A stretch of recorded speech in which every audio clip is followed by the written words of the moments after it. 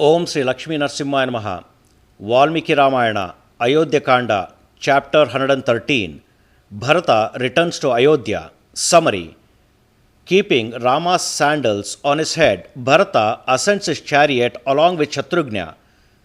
Bharata advances along with his troops alongside the mountain of Chitrakuta. On the way, he beholds Bharadwaja's hermitage and meets the sage. Bharata informs the sage about the insistence of Rama to stay back in the forest for 14 years, so as to honor the promise of his father scrupulously, and also Vashishta's advice to Rama to offer his sandals to Bharata to ensure peace and harmony in Ayodhya. Chapter 113 in detail. Thereafter, keeping the sandals on his head, Bharata delightfully ascended his chariot along with Shatrughna. Before him, Vashishta, Vasudeva, of firm vows, Jabali, and all the ministers distinguished for their counsels went ahead. Then they advanced eastwards by the charming Mandakini river, after making a round of Chitrakuta mountain. Observing various types of thousands of enchanting rocks, Bharata advanced along with his troops along the side of the mountain. In the vicinity of Chitrakuta mountain, Bharata saw a hermitage where the sage Bharadwaja resided. Then, that Bharata, endowed with understanding, reached that hermitage of Bharadwaja, descended from his chariot and bowed down to the feet of Bharadwaja in salutations. The Bharadwaja, full of joy, inquired of Bharata, saying, "O dear prince, has your purpose been accomplished? Have you met Rama?" Hearing the words of the learned sage Bharadwaja, Bharata, who was affectionate towards his brothers, replied to Bharadwaja as follows.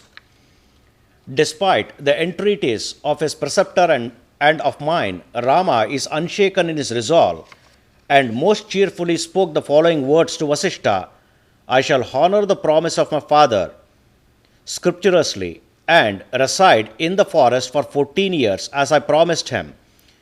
Hearing the words of Rama, the highly wise Vashishta, the knower of proper mode of expression, replied to Rama, who is the most skillful of orators, in the following great words: "O the extremely sagacious prince, bestow joyfully these gold encrusted sandals of yours on us and ensure peace and harmony in Ayodhya." Hearing the words of Vashishta, Rama stood up and, turning up to the east, placed his feet in those sandals and gave them to me as a sign of regency. Having taken leave of the very high-souled Rama, I turned back after receiving the auspicious sandals. Now I am proceeding to Ayodhya. Hearing those auspicious words of the high-souled Bharata, the sage Bharadwaja spoke to him the following words: "O Bharata, the tiger among men, and excellent among those having virtue and good conduct, there is no surprise that a noble trait prevails in you, as naturally as the water allowed to go always settles downwards. Your valiant father Dasharatha is immortal in having such a son, as you are the knower of righteousness and loving pity." Hearing the words of that sage, Bharata with his joined palms touched his feet in salutations and began taking leave from him. Then the glorious Bharata made circumambulations again and again to Bharadwaja and proceeded to Ayodhya along with his ministers. That extensive army of Bharata, following him with vehicles, carts and elephants, turned back again towards Ayodhya. Thereafter, all of them crossed the charming river Yamuna, wreathed with waves, and moreover saw the river Ganga with its pure water. Bharata, accompanied by his relative and his army, crossed the river Ganga, full of charming waters, and entered the beautiful town of Sringabhera. From Sringabhera he saw Ayodhya again.